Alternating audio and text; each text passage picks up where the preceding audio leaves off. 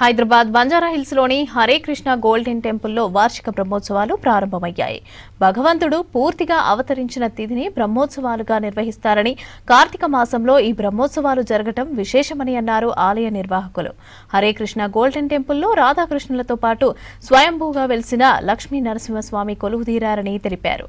ధ్వజారోహణతో పాటు స్వామివారికి 5 రోజులు సేవలు, పూజలు, బ్రహ్మోత్సవం, హోమం చేస్తామని అన్నారు ఆలయ నిర్వాహకులు.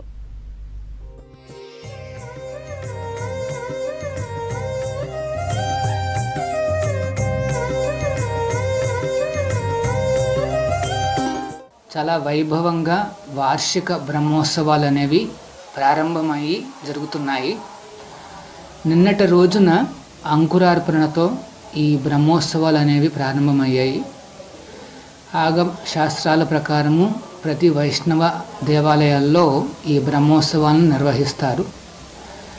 చాలా కాలం క్రితం సాక్షాత్తు బ్రహ్మదేవుడే ఆ శ్రీనివాసుడి యొక్క అతిపెద్ద ఉత్సవాలను చేయడంతో ఈ ఉత్సవాలకు బ్రహ్మోత్సవము అని పేరు మాట. సాధారణంగా బ్రహ్మోత్సవాలు ఒక దేవస్థానపు ఉత్సవాల్లో చాలా ప్రముఖంగా చేయబడతాయి. కొన్ని దేవస్థానాలు 5 రోజులు, కొన్ని దేవస్థానాలు 9 రోజులు, కొన్ని ఒక నెల పాటు కూడా ఈ ఉత్సవాలు చేస్తుంటారన్నమాట.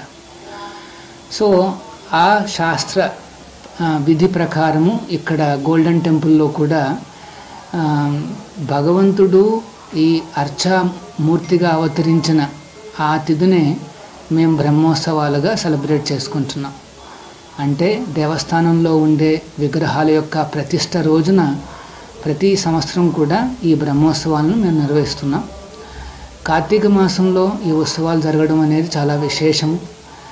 సో ఇక్కడ హరే కృష్ణ గోల్డెన్ టెంపుల్లో రాధా గోవిందులు మరియు స్వయంభూ శ్రీ లక్ష్మీ నరసింహస్వామి వారు వెలసి ఉన్నారు.